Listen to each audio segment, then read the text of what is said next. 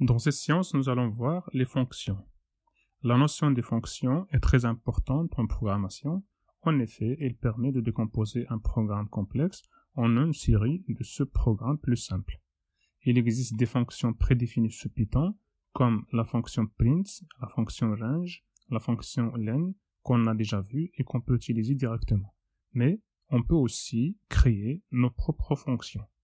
Nous allons commencer d'abord par voir quelques fonctions prédéfinies sous Python. Pour ces fonctions, on n'a pas besoin d'importer de module préalable. On verra après ce que c'est qu'un module. Donc la première fonction qu'on va voir, c'est la fonction print, qui permet d'afficher n'importe quel nombre de valeurs que nous fournissons en argument. Il y a aussi la fonction input qui permet une interactivité avec l'utilisateur. Et donc on va voir ce programme-là. Ici on a prénom égale input, entrez votre prénom et après je vais afficher le prénom. Donc je vais exécuter et donc ça me demande entrez votre prénom et donc là je vais entrer mon prénom. Entrée et donc il m'affiche bonjour espace et mon prénom après. Donc automatiquement il fait par défaut un espace entre bonjour et mon prénom. Sinon si je veux changer cette séparation en autre chose, je peux faire sep, l'argument sep, et je fais égal entre double quote et je fais par exemple étoile si je veux faire une séparation étoile, la séparation étoile. Donc entrée. Et donc là, à nouveau, je vais entrer mon prénom ici. Je dois cliquer là pour que je puisse écrire ici. Mohamed. Entrée. Et donc là, il m'affiche mon bonjour, étoile, et après mon prénom. Donc par défaut, la fonction input renvoie toujours une chaîne de caractères. Si on veut une entrée numérique, on doit convertir la valeur entrée. Par exemple ici, je vais passer à ce nouveau programme.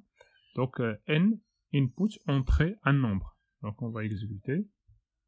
Et là, il me donne le message que j'ai lui écrit ici, entrée un nombre.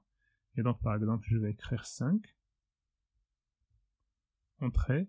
Et donc, il m'affiche le nombre 5, mais il me dit en fait qu'il est de type string. Donc, pour pouvoir le convertir, je dois utiliser la fonction int.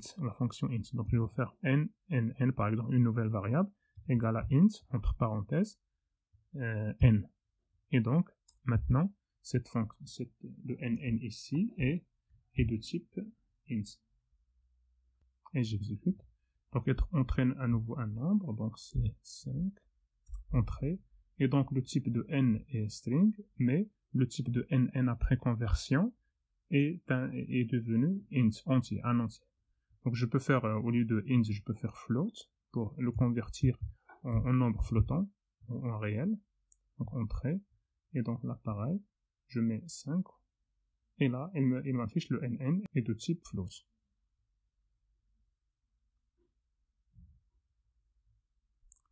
Maintenant, on va voir en fait comment définir une fonction nous-mêmes.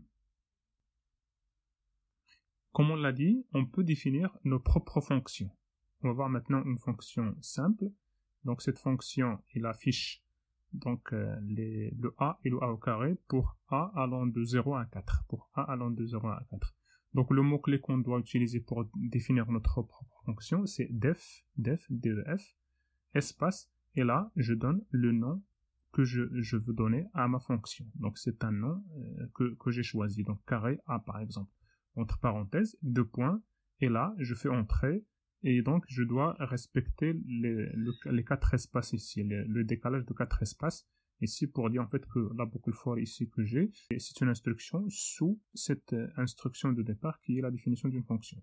Donc for a in range 5, et comme on l'a déjà vu, la fonction range renvoie une sorte de liste qui contient de 0 à 4, les nombres de 0 à 4, et donc il va faire print a et a au carré. Donc je peux exécuter. Donc pour l'exécution de cette fonction, je peux la lancer comme ça directement. Et donc il ne se passe rien. Je peux lancer maintenant cette fonction que je viens de définir, je peux la lancer ici, carré A, entre parenthèses, et je fais entrer, et là, il m'affiche le résultat de cette fonction. Sinon, si je peux l'exécuter à l'intérieur de scripts, il suffit de l'écrire ici, carré A, entre parenthèses, et donc je fais exécuter, et là, il exécute aussi automatiquement sans avoir besoin de l'exécuter dans l'interpréteur. Maintenant, il y a on peut, si on veut par exemple donner en argument le 5 ici, si je veux le donner en argument ici, par exemple, je veux l'appeler R, et donc ici au lieu de 5, je vais mettre R. Et comme ça, en fait, je peux changer le nombre 5. Au lieu de choisir 5, je peux choisir par exemple ici 3, et là, il va m'afficher les nombres de 0 jusqu'à 2. Donc 0, 1, 2 et leur carré. Si je peux faire 10, par exemple, si je veux faire 10, et là, il m'affiche de 0 jusqu'à 9. Donc ici, en fait, je peux faire par exemple n égale à 10, et je fais ici carré de n. Et je fais entrer, et donc il m'affiche là aussi, pour la variable n, qui est égale à 10, donc il affiche le résultat voulu. Donc l'argument qu'on vient de passer à la fonction, c'est 10.